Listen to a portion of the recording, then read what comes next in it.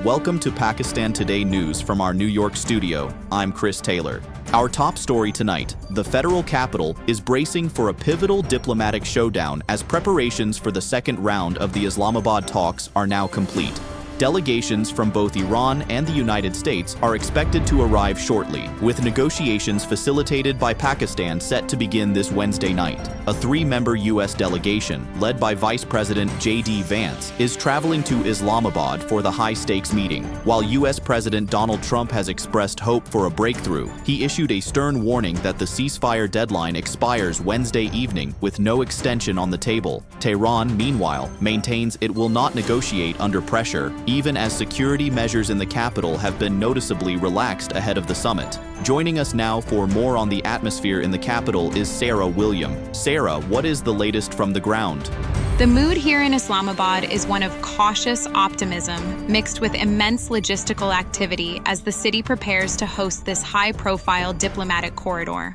Local authorities have strategically relaxed security cordons to project an environment of openness, though a discreet, high-alert presence remains around the diplomatic enclave.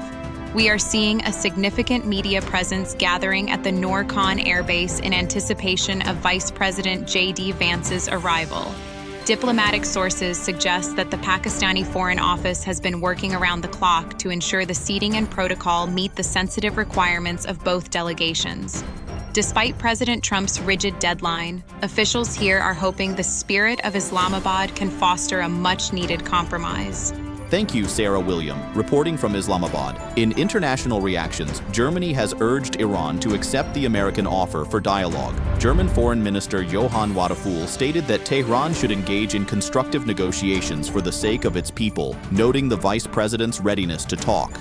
Simultaneously, China has voiced its support for the peace process, expressing hope that normal transit will soon resume in the Strait of Hormuz and that both sides maintain momentum during this second round. Moving to the Middle East, the European Union is reportedly reviewing its bilateral agreements with Israel. Led by Spain, Slovenia, and Ireland, there are growing calls for a parliamentary debate over Israeli military actions in Lebanon and reports regarding the treatment of Palestinians. Spain's Prime Minister has explicitly suggested ending cooperation agreements based on human rights clauses established in the year 2000.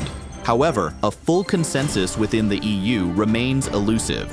This comes as Israeli Defense Minister Israel Katz issued a blistering warning to Hezbollah, threatening that its leadership, specifically Chief Qassem, would pay with the loss of his head. Katz emphasized that Israeli forces will continue to exert military pressure in Lebanon, regardless of any ongoing ceasefire. In regional diplomacy, Chinese Ambassador Jiang Zhaidong met with Deputy Prime Minister Ishaq Dar today. The ambassador conveyed Beijing's full support for Pakistan's role as a facilitator between the U.S. and Iran. Mr. Dar reaffirmed the all-weather strategic cooperative partnership between the two nations, emphasizing the need for continued high-level exchanges to maintain regional stability.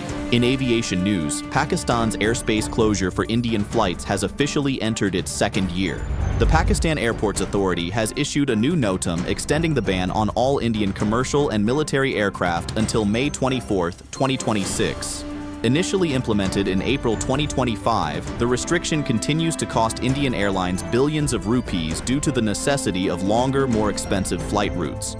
Finally, the Pakistan Navy has achieved a major milestone with the successful test fire of the Timor air-launched anti-ship cruise missile. According to ISPR, the indigenously developed missile accurately engaged its target at sea, proving its precision strike capability. The successful test has been hailed by the country's top civil and military leadership as a significant boost to national defense. That's all for now. You're watching Pakistan Today News. I'm Chris Taylor.